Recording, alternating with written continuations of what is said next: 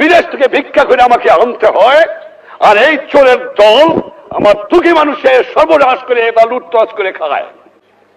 এই জন্য জীবনের যৌবন নষ্ট করি নাই, এই জন্য শহীদরা রক্ত দিয়ে যায় নাই যে কয়েকটা চোরাকার বাড়ি মুনাফাখোর ঘুষখোর দেশের সম্পদ বাইরে বাইর করে দিয়ে আসে।